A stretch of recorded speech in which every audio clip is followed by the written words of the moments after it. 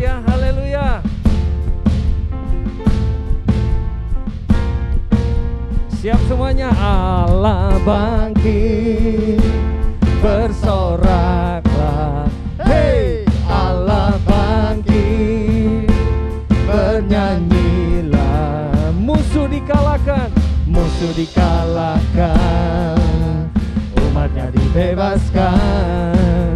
Allah dahsyat di tempat kudusnya. Oh oh oh, oh oh oh, oh oh oh, oh oh oh, oh oh oh, oh oh oh. Bersama gerakanlah kekuatanmu ya Allah. Adik-adik boleh bertepuk tangan memuji Tuhan. Tunjukkanlah kuasamu ya Tuhan. Serahkan musuh, serahkan musuhmu.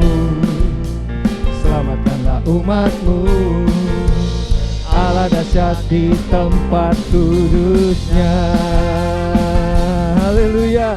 Kerahkanlah kekuatanmu ya Allah. Tunjukkanlah, tunjukkanlah kuasamu ya Tuhan. Serahkan musuhmu, serahkan musuhmu. Selamatkanlah umatmu. Allah dahsyat di tempat kudusnya. Allah bangkit, Allah bangkit, bersorak sama-sama. Hey, Allah bangkit, bernyanyilah. Musuh dikalahkan, umatnya dibebaskan. Allah dahsyat di tempat kudusnya. Allah bangkit, Allah bangkit, bersoraklah, bersoraklah. Hey, Allah bangkit, Allah bangkit, bernyanyilah. Musuh dikalahkan, umatnya dibebaskan. Allah dahsyat di tempat kudusnya. Allah bangkit, oh, Allah bangkit, bersoraklah sama-sama. Hey, Allah bangkit, bernyanyilah. Amin. Musuh dikalahkan, musuh dikalahkan, umatnya dibebaskan. Allah dahsyat di tempat kudusnya. Sekali lagi, Allah bangkit, Allah bangkit, bersoraklah. Hey, Allah bangkit, bernyanyilah. Musuh dikalahkan, umatnya dibebaskan. Allah dahsyat di tempat kudusnya. Allah dahsyat, Allah dahsyat di tempat kudusnya. Allah dahsyat di tempat kudusnya. Haleluya, semuanya bersorak-sorai bagi Tuhan.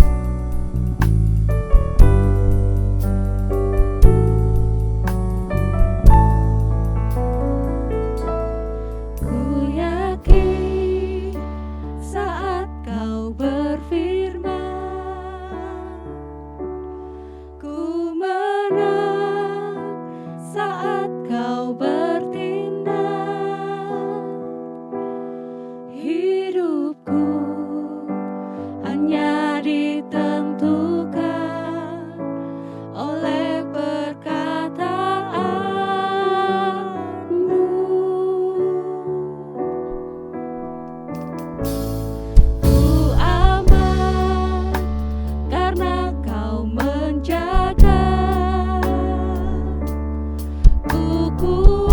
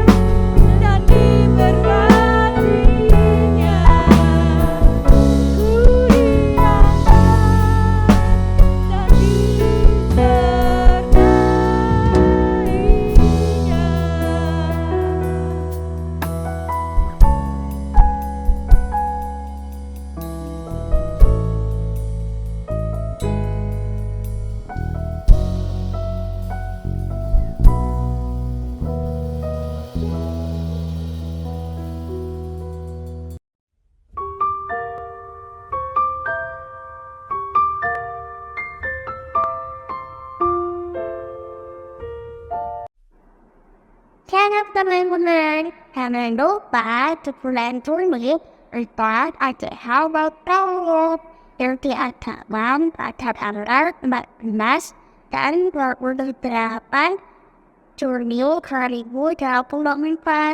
pukul 19.00 melalui Zoom yang berbeda di bawah ini. See you and God bless you.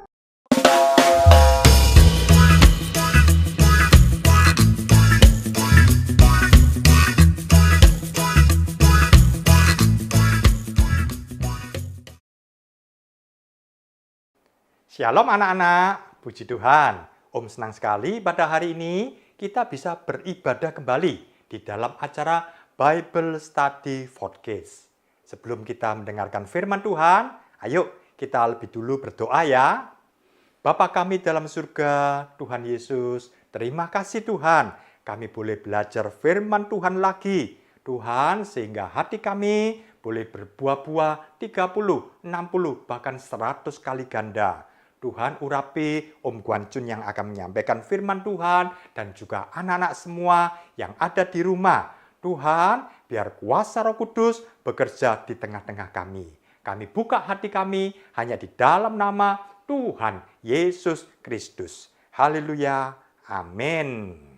Shalom anak-anak, puji Tuhan. Kita akan mendengarkan firman Tuhan. Judul firman Tuhan, ya seperti ini ya. Korah, Datan, dan Abiram. Apa ini Om ya? Korah, Datan, dan Abiram. Ini adalah 3 nama, 3 tokoh yang ada di dalam Alkitab.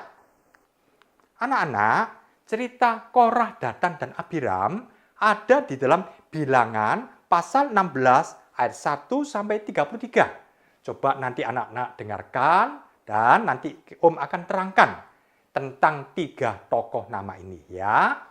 Kita lihat, ketika bangsa Israel keluar dari tanah perbudakan, dari tanah Mesir.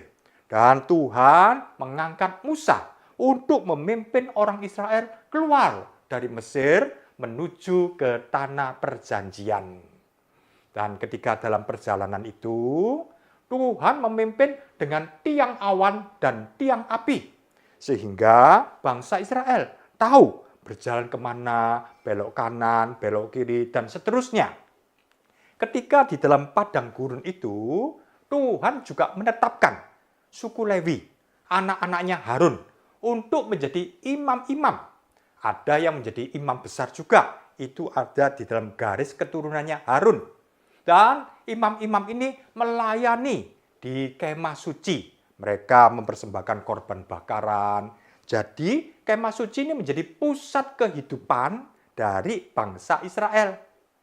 Kemudian ada 3 tokoh. Korah, Datan, dan Abiram. Mereka merasa tidak puas. Kenapa yang harus memimpin itu kok Musa? Mengapa yang mempersembahkan korban bakaran, yang bekerja dan melayani di kemah suci, mengapa hanya dari keluarganya Harun? Mengapa mereka tidak diikutkan? Mereka protes, mereka mengkritik. Dan 3 orang ini mulai mengadakan pemberontakan. Bukan hanya sekedar 3 orang, tapi mereka mengajak-ngajak. Ada 250 orang pemimpin-pemimpin. Ini 250 orang pemimpin ini adalah orang-orang yang ternama di antara orang Israel. Dan mereka dipengaruhi, akhirnya mereka memberontak kepada Musa dan kepada Harun. Mereka protes, mereka tidak senang, mereka tidak puas, mereka kecewa. Dan Tuhan menyatakan kemuliaannya. Dan Tuhan murka atas pemberontakan mereka. Oleh karena itu, Tuhan membuka bumi. Seperti bumi ada mulutnya. Dan mereka jatuh semua. Mereka masuk ke dalam perut bumi, akhirnya tanah itu menutup lagi. Mereka dikubur hidup-hidup. Tuhan begitu murka sebab Korah, Datan, dan Abiram dan 250 pemimpin-pemimpin itu memberontak kepada Musa dan kepada Harun. Inilah cerita dari pemberontakan Korah, Datan, dan Abiram. Nanti Om akan menjelaskan ada 3 pokok besar. Masing-masing dalam 3 pokok itu ada 3 poin. Jadi totalnya ada 9 poin. Kita melihat di dalam ayat mas kita ada di dalam Bilangan 26 ayat 9 sampai 10. Kita baca ya. Di dalam ayat 9. Datan dan Abiram ialah orang-orang yang telah membantah Musa dan Harun dalam kumpulan Korah. Ketika mereka membantah Tuhan, apa yang terjadi? Bumi membuka mulutnya. Tiba-tiba bumi bisa terbuka, tanah bisa terbuka, dan mereka jatuh. Bumi itu menelan mereka bersama-sama dengan Korah. Ketika kumpulan itu mati. Ketika ke-250 orang itu dimakan api, Tuhan murka. Dan ini menjadi peringatan bagi kita. Apa yang sudah ditulis di dalam Alkitab ini, kita pelajari. Supaya jangan sampai kita mengulangi lagi. Istimewa pada hari ini kita belajar tentang pemberontakan. Hati yang suka memberontak. Nah, kalau kita tahu ternyata akibatnya dahsyat. Seperti itu, kita harus menjaga hati kita. Jangan sampai ikut-ikutan. Sebab banyak juga tokoh-tokoh yang lain juga memberontak. Nanti Om akan tunjukkan ya contoh-contohnya. Kita akan masuk di dalam pokok yang pertama. Pokok yang pertama itu jangan suka memberontak. Karena memberontak itu rasanya di mana-mana ada. Di rumah, anak. Kalau sudah remaja, sudah merasa dewasa. Wah, sekarang berani. Dulu pada waktu masih kecil, takut sama mamanya, takut sama papanya. Tapi ketika sudah remaja, berani-berani. Mama mau apa? Papa mau apa? Aku sudah gede, aku tidak mau nurut. Nah, ini pemberontakan yang ada di rumah. Anak memberontak kepada orang tuanya. Juga di sekolah. Nah, ini ketika Pak Guru ya menyuruh siapa yang belum membuat PR, ayo. Tapi ada anak, dia tidak membuat PR. Dia sengaja, dia mengatakan, mau apa Bapak? Saya tidak mau membuat PR. Nah, bapaknya ini menjadi jengkel. Pak Guru nih lihat, waduh, ini anak ini ya mokong. Ini pemberontakan di sekolah. Murid kepada guru. Demikian juga kalau ini sudah menempel terus sifat ini sampai besar, di pekerjaan juga begitu sama. Ini juga lihat ini, karyawannya berani menentang atasannya, berani membangkang bosnya. Ini bapak itu, bapak yang salah. Apa? Bapak. Wah, padahal ini bawahannya, ini karyawannya, ini pegawainya, tapi berani dengan atasannya. Ini adalah pemberontakan di kantor, di pekerjaan.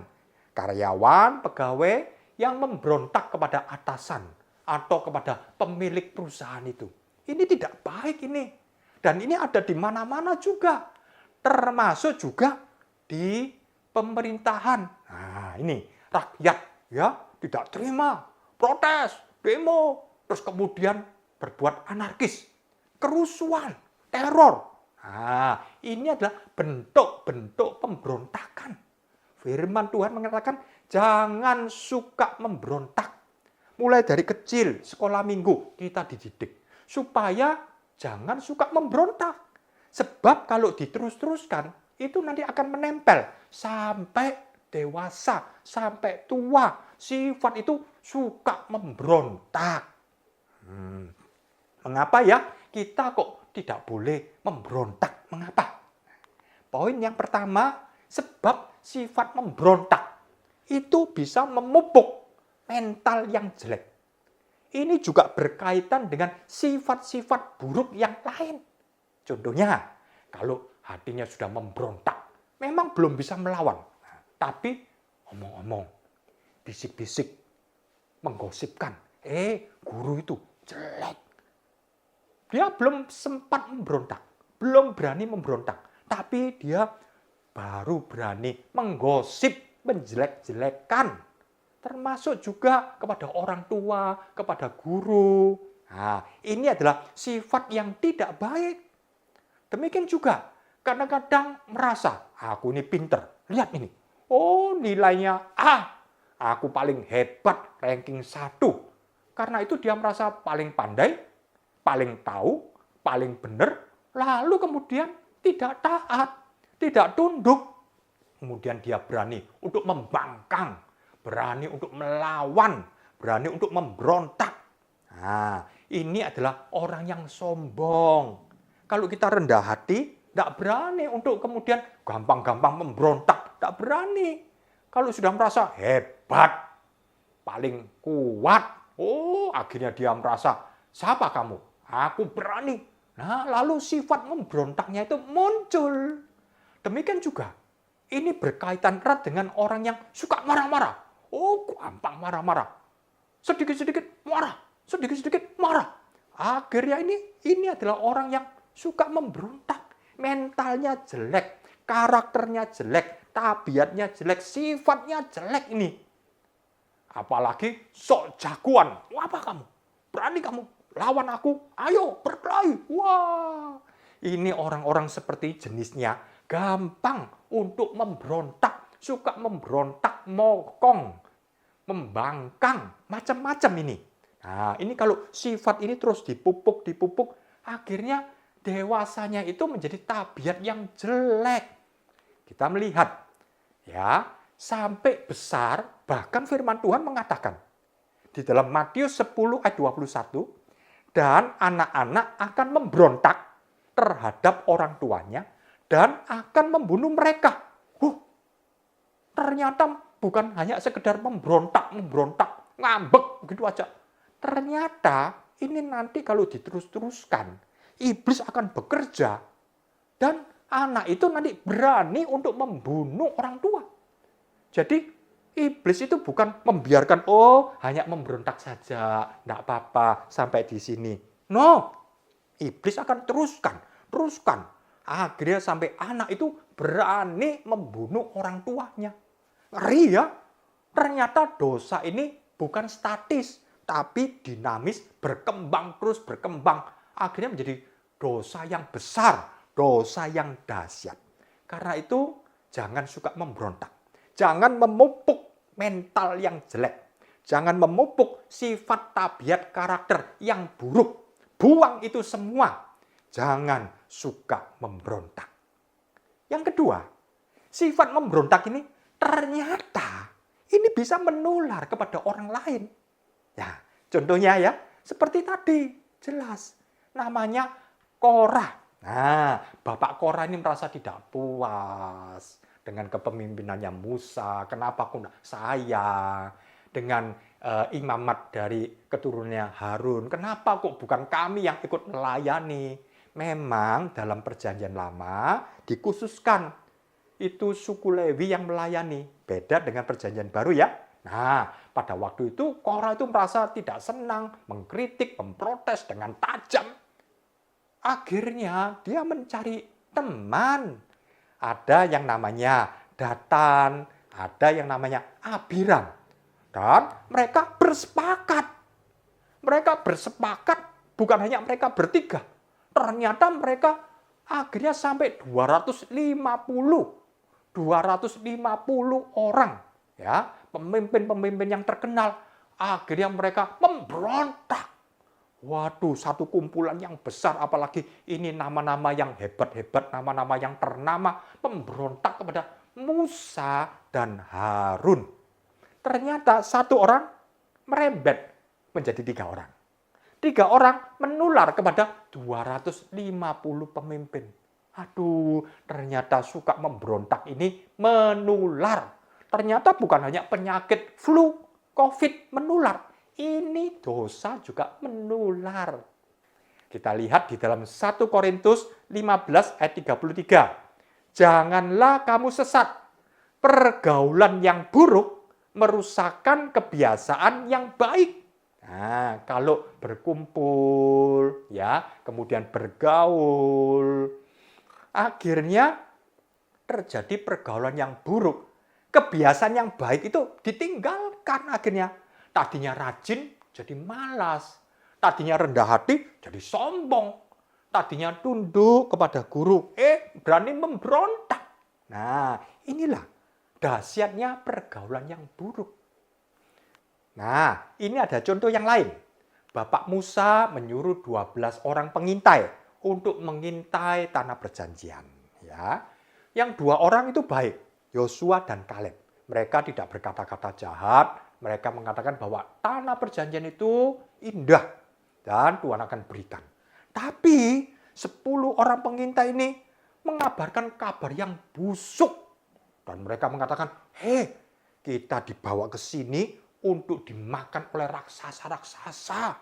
Itu negeri memang hebat, tapi waduh, orangnya tinggi-tinggi, hebat-hebat, kotanya kuat-kuat. Wah, kita pasti tidak mungkin untuk bisa mengalahkan. Kamu tahu, ini kita dibawa Musa ke sini nih untuk supaya kita dibinasakan. Dan mereka bercakap-cakap, ya, mereka gosip. Akhirnya itu menyebar sampai orang Israel menangis dan mereka mengatakan, kenapa Musa kita dibawa untuk dibunuh di sini? Akhirnya Tuhan marah. Padahal Tuhan membawa ke tanah perjanjian, itu tanah limpah dengan susu madu. Oh, begitu indah, begitu makmur. Tapi ada 10 orang. Mereka berkata-kata yang jelek. Mereka tidak punya iman. Beda dengan Yosua dan Kaleb. Mereka percaya kalau mereka masuk tanah perjanjian, mereka akan mengalahkan penduduk tanah Kanaan. Dan memang benar. Hanya Yosua dan Kaleb. Mereka yang masuk tanah perjanjian, luar biasa. Tapi 10 orang ini yang memberontak dan orang Israel yang tidak percaya, akhirnya dihukum sama Tuhan.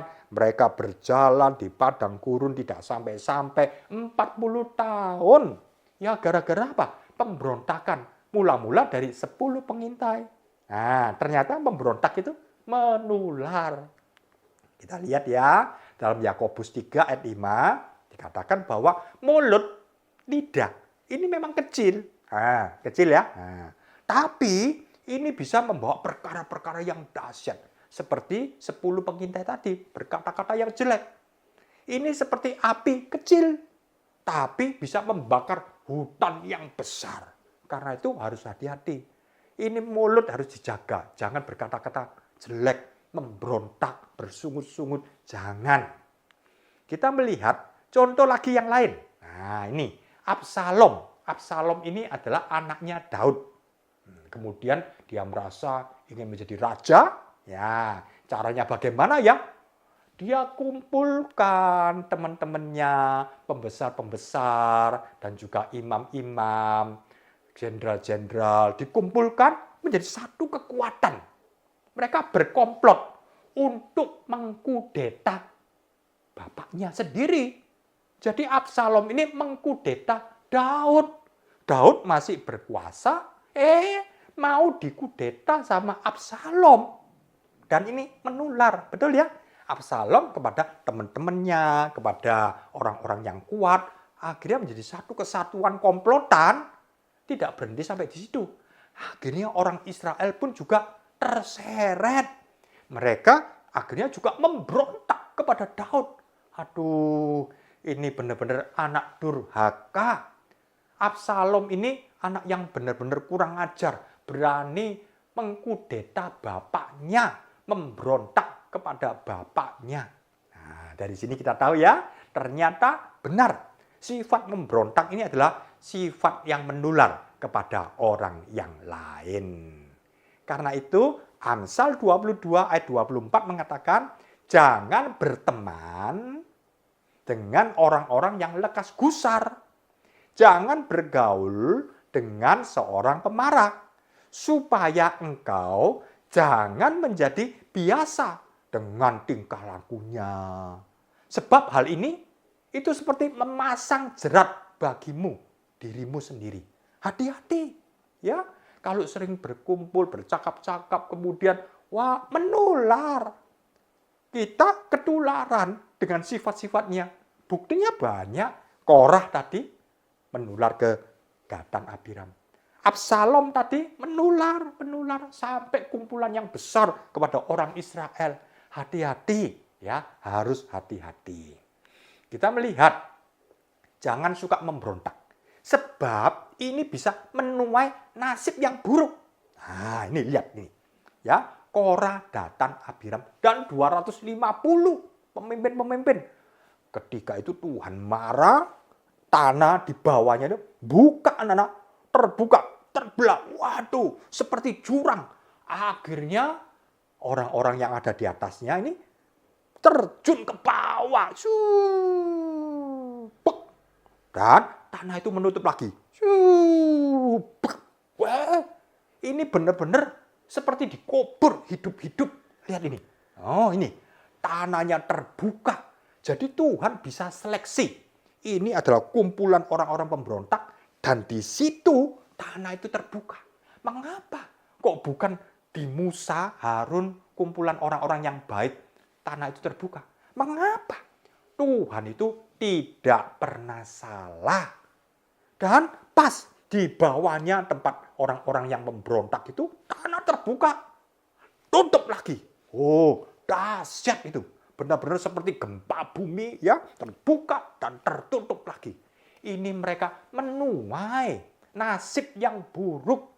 Tuhan menghukum. Karena itu jangan suka memberontak, anak-anak. Nah, kita lihat di dalam ayat ini ya. Yehuda 1 ayat 11 atau Yudas 1 ayat 11. Bunyinya, celakalah mereka karena mereka mengikuti jalan yang ditempuh Kain. Karena mereka oleh sebab upah menceburkan diri ke dalam kesesatan Bileam. Dan mereka binasa karena kedurhakaan seperti Korah. Jadi ini contoh-contoh dalam Alkitab banyak sekali. Ada Kain, ada Bileam, ada Korah. Dan mereka menuai nasib yang buruk karena pemberontakan mereka. Ya, karena mereka tidak taat kepada Tuhan. Kita lihat lagi ya, contohnya nasib yang buruk. Absalom, yang tadi tadi sudah cerita ya, Absalom. Nah, ketika terjadi pertempuran antara pasukannya Absalom dan pasukannya Daud, perperangan, akhirnya ketika Absalom naik bagal, ketika lari dengan kencang, apa yang terjadi? Rambutnya yang panjang itu kebulet, diranting, dan sudah kebulet, kemudian dia tergantung. Aduh, tidak bisa lepas. Kudanya, bagalnya bagaimana? Lari sudah, dia tergantung bagaimana. Rambutku bagus. Sebenarnya kalau Absalom mau ambil pedangnya, potong aja rambutnya. Jret, kan lepas. Tapi dia tidak mau. Sayang, rambutnya itu bagus. Dia tidak bisa lepas. Akhirnya apa? Pasukannya Daud, yang namanya Bapak Yoab, akhirnya ambil tombak, dibunuh, jelek. Absalom menerima nasib yang buruk karena dia kurang ajar, durhaka, memberontak kepada bapaknya sendiri. Ya, jadi Tuhan itu kenapa? Sekali lagi, Tuhan tidak pernah salah. Kok ada ranting agak ke bawah? Kok pas kudanya, bagalnya lewat di situ? Kok pas kemudian rambutnya itu terbang dan nyangkut? Oh, ini benar-benar Tuhan dengan detail mengatur semua. Orang yang tidak bertobat, suka memberontak, akhirnya menuai nasib yang buruk. Dalam firman Tuhan, Amsal 30 ayat 17 ya, mata yang mengolok-olok ayah. Nah, ini kan mata yang kurang ajar kepada ayahnya. Dan enggan mendengarkan ibu. Loh, ini hanya sekedar enggan, sekedar mengolok-olok. Belum sejahat Absalom, belum ya. Tapi ini hatinya sudah jahat. Pemberontakan, benih-benih yang jahat. Dikatakan bahwa orang atau anak sejenis ini akan dipatuk gagak lembah. Oh, dipatuk sama gagak lembah. Dan dimakan anak Raja Wali. Mati. Ini di perjanjian lama, ya, dihukum mati seperti itu. Demikian juga dalam perjanjian baru. Tuhan juga menghukum. Bukan kemudian berarti enggak apa-apa, aku tidak dipatuk mataku, aku tidak dimakan anak Raja Wali, bebas. Tapi mati rohaninya, masuk dalam neraka, hidupnya pahit, nasibnya jelek. Karena itu jangan kurang ajar kepada orang tua. Termasuk juga jangan kurang ajar kepada kakek, nenek. Ya, famili-famili kita termasuk paman, bibi yang ada di atas kita. Ya, termasuk juga guru di sekolah, termasuk juga guru di sekolah minggu, dan lain-lain. Ya, jangan suka memberontak. Ini juga ketika Miriam, kakaknya Musa, dan Harun, kakaknya Musa, memprotes. Merasa tidak senang dengan Musa. Dan memberontak. Apa yang terjadi? Tuhan menghukum. Tiba-tiba Miriam, kakaknya Musa, ini tiba-tiba menjadi kulitnya itu kusta. Tuhan hukum. Untung Miriam ini bertobat dan didoakan oleh Musa, akhirnya bisa pulih kembali. Karena itu jangan suka memberontak, sebab sifat memberontak akan menuai nasib yang buruk. Sekarang kita lihat ya, kita harus menghormati otoritas yang ada di atas kita, yang sudah ditetapkan oleh Tuhan. Ulang lagi ya, kita harus menghormati dan menghargai otoritas yang ada di atas kita, di mana itu sudah ditetapkan oleh Tuhan. Maksudnya demikian. Kalau kita sebagai anak, ya Om juga sebagai anak, anak-anak juga sebagai anak, betul ya? Nah, kita menghormati orang tua kita, papa, mama, ayah, ibu, sebab mereka orang tua kita itu otoritasnya ada di atas kita. Di dalam Efesus 6 ayat 1-3 dijelaskan, kita menghormati, mengasihi, tunduk kepada orang tua kita. Ini otoritas yang ada di atas kita. Termasuk juga kakek, nenek, paman, bibi, termasuk juga guru di sekolah, termasuk juga guru sekolah minggu. Anak kepada orang tua. Seperti istri tunduk kepada suami. Nah, ini juga suami otoritas lebih tinggi daripada istri. Karena itu istri harus tunduk. Bukan kemudian berarti suaminya sewenang-wenang. Bukan, ya. Suami harus mengasihi istri seperti Kristus mengasihi jemaatnya. Nah, tapi istri, di pihak istri, harus menghormati kepada otoritas yang lebih tinggi. Contoh, jemaat juga kepada pemimpin, gembala sidang, pemimpin-pemimpin rohani, hormat, taat, tunduk. Karena mereka punya otoritas lebih tinggi. Contoh lagi, kita sebagai gereja Tuhan punya otoritas yang tertinggi, yaitu Tuhan Yesus. Kita tunduk dan taat. Contoh lagi, kalau kita sebagai karyawan, ya nanti kalau anak-anak sudah bekerja, ya sebagai pegawai, karyawan, pasti punya manajer, punya pemimpin. Nah, itu yang tertinggi adalah pemilik perusahaan. Kita harus hormat, kita harus tunduk. Itu semua sudah diatur dalam Efesus 6 ayat 5-6. Juga kita sebagai rakyat, anak-anak sebagai rakyat bangsa Indonesia, Om juga sebagai rakyat bangsa Indonesia. Kita menghormati otoritas yang ada di atas kita, yaitu pemerintah. Nah, pemerintah diberi oleh Tuhan otoritas. Ada di atas kita. Kita tunduk dan taat kepada pemerintah yang ada di atas kita. Ini semua sudah diatur Tuhan dengan baik. Karena itu kita harus hormati. Dan kalau kita menghormati otoritas yang Tuhan sudah tetapkan, ini bisa membangun karakter kita yang bagus. Bukan memberontak. Tapi kita punya karakter yang bagus. Kita lihat ya, ini hati kita. Kalau kita bisa menghormati otoritas yang ada di atas kita, tidak memberontak, maka hati kita bisa penuh kasih. Orang bisa lihat, oh ini indah. Bukan memberontak. Apa? Itu bukan kasih itu. Dari hati kita bisa keluar sukacita. Benar ya? Kalau kita kemudian, apa? Berani apa? Menantang. Akhirnya tidak ada sukacita. Tapi kalau kita mau menundukkan diri dengan otoritas yang lebih tinggi dari kita, ada sukacita.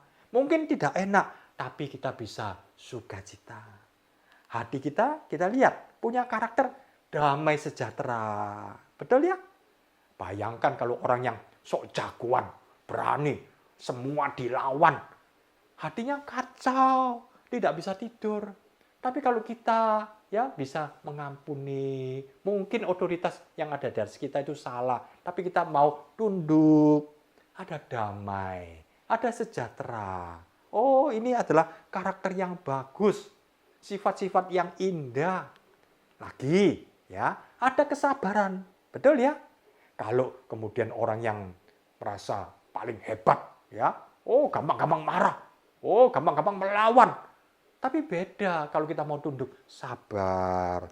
Ya sudah, kita mau mengalah. Kita serahkan kepada Tuhan, sabar. Hati ini bagus anak-anak. Tuhan berkata, jagalah hatimu lebih dari segalanya. Sebab dari dalam hati terpancar kehidupan. Lagi, ya, ada kemurahan. Betul ya?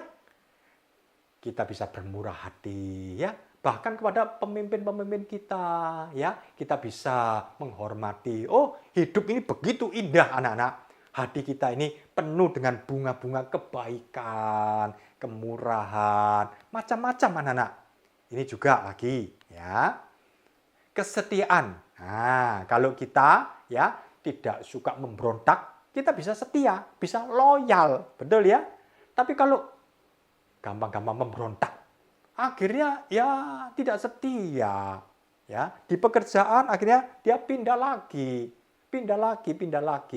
Tapi kalau kita mau loyal, setia, ya. Mungkin ada salah pemimpin-pemimpin, bisa saja. Nanti Om akan terangkan. Tapi dalam hati kita mau tunduk kepada otoritas yang lebih tinggi. Oh, hati ini begitu indah, punya karakter yang luar biasa. Juga kelemah lembutan, ya, sabar, lemah lembut, ya. Lemah lembut ini bukan berarti oh kalah kamu tuh lemah. Oh, bukan. Justru kalau kita lemah lembut, dibela sama Tuhan, hati kita tentram. Bukan kita yang melawan, tapi Tuhan di pihak kita. Kalau Tuhan di pihak kita, siapakah lawan kita? Tidak ada. Dan penguasaan diri, betul ya? Penguasaan diri, tidak gampang-gampang kemudian menghantam, membalas, dan sebagainya. Ada penguasaan diri. Ini sebenarnya apa anak-anak? 9 segi buah roh, ya. Hidup ini indah, hidup ini luar biasa, hidup ini excited. Kalau Om merasakan iya ya, Om bisa menghormati otoritas yang lebih tinggi kepada papa mama. Om senang ya. Kemudian di gereja juga kita bisa tunduk, kita bisa hormat. Kepada pemerintahan, tidak gampang-gampang kemudian ya omongnya jelek. Kemudian di pekerjaan juga kita menghormati pimpinan-pimpinan yang ada di atas kita. Memang mereka belum sempurna. Orang tua kita juga belum sempurna, pemerintahan kita juga, pemimpin-pemimpin di pekerjaan dan juga di sekolah memang adalah orang-orang biasa. Tapi ini justru membentuk karakter kita. Ingat ya firman Tuhan, besi menajamkan besi. Justru di dalam situasi seperti inilah kita dibentuk karakter kita, sifat kita, tabiat kita bagus seperti Kristus. Amin ya. Kita lihat mengapa kita harus menghormati otoritas yang Tuhan sudah tetapkan di atas kita, supaya ini menjadi teladan bagi yang lain. Nah, seperti dalam 1 Timotius 4 ayat 12, jangan seorang pun menganggap engkau rendah karena engkau muda. Jadilah teladan bagi orang-orang percaya dalam perkataanmu, dalam tingkah lakumu, dalam kasihmu, dalam kesetiaanmu, dalam kesucianmu. Tapi kalau orang yang suka memberontak, nggak bisa kata-katanya baik. Orang yang sok jagoan, waduh, nggak bisa. Dalam kesetiaan nggak bisa. Orang yang berani-berani dengan atasannya, apa? Akhirnya orang lihat, loh kok kayak gini, orang Kristen kok ya podo ae, sama seperti orang-orang yang lain. Tapi kalau kita hormat, kita tunduk, orang bisa lihat, oh ini loh, ini anak yang baik. Jempol ini, anak yang bagus ini. Ini patut menjadi contoh, patut menjadi teladan. Karena itu anak-anak pastikan tingkah laku kita, mulut kita itu menjadi teladan bagi yang lain. Dan kita lihat di dalam Matius 5 ayat 16, demikianlah hendaknya terangmu bercahaya di depan orang, supaya mereka melihat perbuatanmu yang baik dan memuliakan Bapakmu yang di sorga. Di dunia orang tidak lihat Bapa, tidak lihat Allah. Tapi justru ketika melihat kita ini adalah suratan hidup. Orang bisa lihat. Orang dunia belum sempat baca Alkitab. Tapi kita adalah Alkitab hidup. Firman yang hidup. Dia melihat contoh yang baik. Oh, seperti beginilah.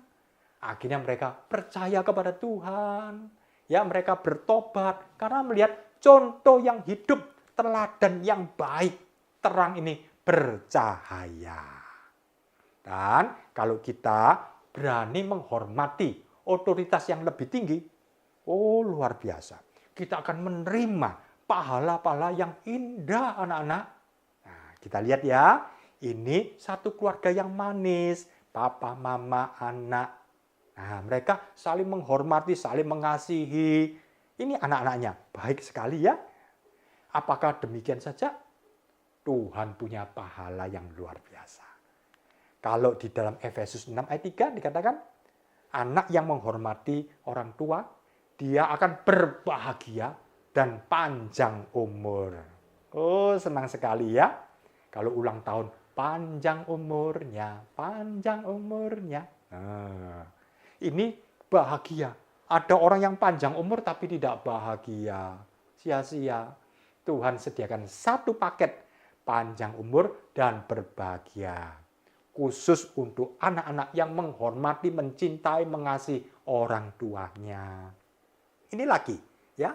Kolose 3 ayat 20 mengatakan ini indah di hadapan Tuhan. Tuhan tuh senang lihat anak-anaknya. Oh iya ya. Oh bagus ini mengasihi orang tuanya. Diberkati sama Tuhan. Ya, nasibnya indah, bagus, dipelihara oleh Tuhan. Sebab anak ini mengasihi orang tuanya. Kita lihat lagi. Kalau dalam Amsal 1 ayat 8 sampai 9 dikatakan bahwa anak-anak yang menghormati orang tua seperti karangan bunga di kepala.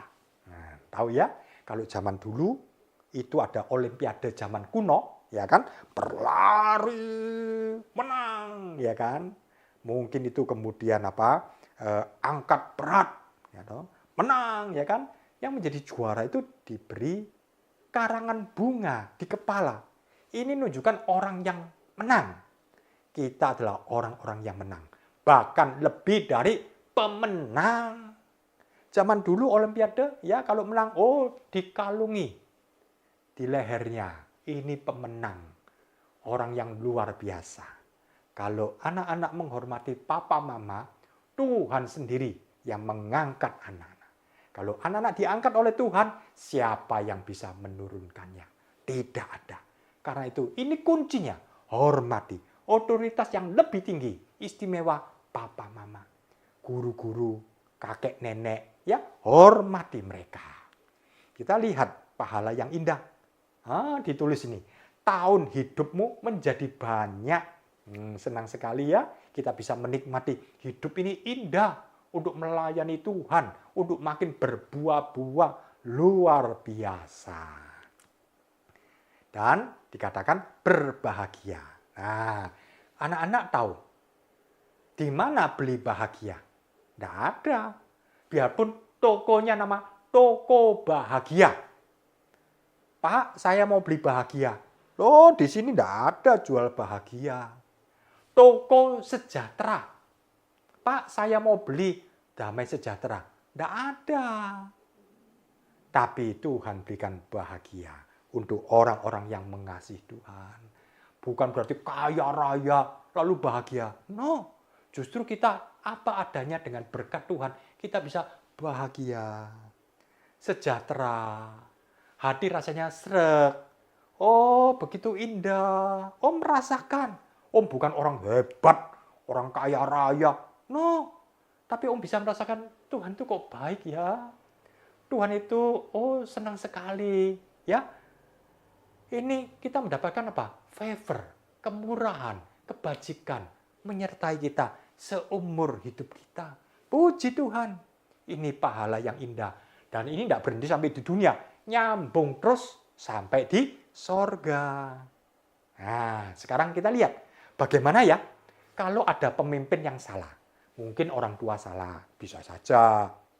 Ya kan? Mungkin itu pemimpin di gereja. Mungkin itu kalau anak-anak sudah bekerja, ada manajer yang berbuat keliru. Ya, bagaimana ya? Nah, tetap menghormati dan tunduk. Sebab Ibrani 13 ayat 17 mengatakan, taatilah pemimpin-pemimpinmu dan tunduklah kepada mereka. Nah, sebab Tuhan mengatakan, taatilah pemimpin-pemimpinmu. Bukan mengatakan, taatilah pemimpin-pemimpinmu yang baik. Tunduklah kepada mereka yang tidak pernah berbuat salah. No, Tuhan mengatakan taatilah pemimpin-pemimpinmu, termasuk mungkin pemimpin salah. Sebab pemimpin juga manusia, bisa salah. Orang tua kita juga bisa salah. Tunduklah kepada mereka, baik itu yang berbuat salah atau yang tidak berbuat salah. Tunduk. Kita harus tetap punya hati, menghormati dan tunduk. Ini bagian kita. Masalah mereka ada salah, itu urusannya Tuhan. Bagiannya kita taat, kita tunduk. Seperti, nah ini, Daud ya. Daud kan dikejar-kejar sama Raja Saul. Betul ya? Ketika Daud sudah sampai di gua, nah, kemudian Saul itu tidak tahu kalau Daud ada dalam gua. Itu sebenarnya gampang sekali Daud untuk membunuh Saul. Anak buahnya Daud sudah mengatakan, sudah, Pak Daud, bunuh saja. Ini satu kesempatan. Ini kesempatan dari Tuhan. Selama ini, ya, Daud dikejar-kejar oleh Saul. Ini adalah satu kesempatan untuk membalas dendam. Tapi Daud tidak berani. Daud mengatakan apa? Jangan pernah menjamah orang yang pernah diurapi Tuhan. Sebab Saul ini pemimpinnya. Saul ini adalah rajanya. Bahkan Saul ini adalah mertuanya. Daud tidak berani untuk membunuh. Biarpun Saul jelas-jelas jahat. Mau membunuh Daud. Tapi Daud tidak berani melawan. Dia tetap hormat dan tunduk. Ketika itu sebenarnya sudah kesempatan. Oh bagus. Dari belakang ditancapkan aja pisaunya. Jelep. Mati sudah Saul. Selesai semua. Dan Daud langsung jadi raja. Kan enak. Tapi Daud tidak berani. Saul tidak tahu kalau Daud di belakangnya. Karena itu Daud cuma potong ujung jubahnya. Ujung jubahnya Saul dipotong. Seret. Kemudian dia masuk lagi. Ya. Saul tidak tahu. Ini sebenarnya satu kesempatan kalau Daud bisa memotong ujung jubahnya Saul. Ini sebenarnya Daud pun juga bisa kesempatan membunuh Saul. Tapi Daud tidak mau memakai kesempatan ini. Dia tetap menghormati otoritas yang ada di atasnya. Luar biasa. Maka itu satu kali Daud diangkat Tuhan tinggi-tinggi. Kerajaannya langgeng, hebat. Ini orang yang punya sifat yang baik. Tidak suka memberontak. Kita lihat ya. Kalau pemimpin salah, bisa saja. Mungkin papa mama pas berbuat salah. Nah, kita mendoakan Tuhan. Ya kita mendoakan supaya papa mama tidak suka bertengkar. Ya, papa Tuhan lepaskan dari ikatan rokoknya. Ya kita naikkan doa. Sebab masih manusia sama. Demikian juga Om ya di tempat kerja mendoakan pemimpin-pemimpin. Mereka bukan orang sempurna ya. Ini dalam 1 Timotius 2 ayat 1 sampai 3, naikkanlah permohonan, doa syafaat dan ucapan syukur untuk semua orang, untuk raja-raja dan untuk semua pembesar. Untuk presiden kita juga kita doakan, pemimpin-pemimpin doakan para menteri dan seterusnya. Ya, mereka bisa salah, bisa. Tapi bagian kita adalah mendoakan dan kita mendukung. Kemudian yang C, bagaimana kalau pemimpin kita salah? Tetap memberi masukan dan saran. Ya, kalau umpamanya ada satu kesempatan, ya kita omong dengan baik-baik. Mungkin papa masih suka merokok, ya. Kita omong dengan baik-baik dengan papa. Jangan kemudian mensebar-sebarkan, wah papaku, mamaku, ini gini, kepada tetangga-tetangga. Jangan, tutup mulut saja, sudah kita omong baik-baik, ya. Dan dengan lemah lembut seperti ini kalau kita menegur umpamanya memberi masukan, ya, Pak, jangan merokok ya Pak, soalnya merokok itu tidak baik. Nah, kita omong dengan lembut. Jangan kemudian mentang-mentang kita sudah belajar Alkitab, Pak, bertobat Pak, jangan merokok, nanti Tuhan marah. Oh, papanya tambah marah, tidak mau bertobat. Kita dengan lemah lembut, ya. Ini kita dengan atasan kita, jangan kemudian kita mentang-mentang, jangan, ya. Kita dekat dengan lemah lembut. Kita lihat, sudah selesai semuanya, kita akan merekap semuanya. Dalam pokok yang pertama, jangan suka memberontak. Mengapa? Jangan suka memberontak. Karena orang yang suka memberontak itu memupuk mental, karakter yang jelek. Dan bukan untuk diri sendiri, ternyata itu menular kepada yang lain. Dan itu tidak berhenti sampai di sini. Itu terus nyambung. Apa yang ditabur akan dituai. Orang itu akan menuai nasib yang jelek, nasib yang buruk. Jangan suka memberontak. Yang kedua, kita harus belajar menghormati otoritas yang ada di atas kita. Dan ini sudah ditetapkan oleh Tuhan. Mengapa kita harus menghormati otoritas yang ada di atas kita? Sebab ini untuk membangun karakter kita menjadi karakter yang bagus. Dan orang boleh lihat, ini teladan yang indah. Dan Tuhan juga akan memberikan pahala kepada kita. Di dunia, nyambung terus sampai di sorga. Dan yang ketiga, bagaimana kalau ada pemimpin yang salah? Resepnya adalah tetap menghormati, tetap tunduk. Tetap mendoakan, kalau belum bisa menasihati, doakan. Dan dukung. Kalau ada kesempatan, silakan untuk memberi nasihat, masukan, saran dengan hati yang lembut, dengan kata-kata yang baik.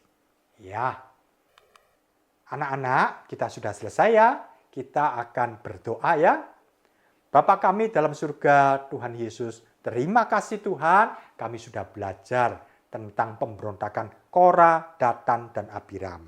Tuhan, supaya hati kami tidak punya sifat suka memberontak. Tapi kami boleh menghormati otoritas yang ada di atas kami yang Tuhan sudah tetapkan.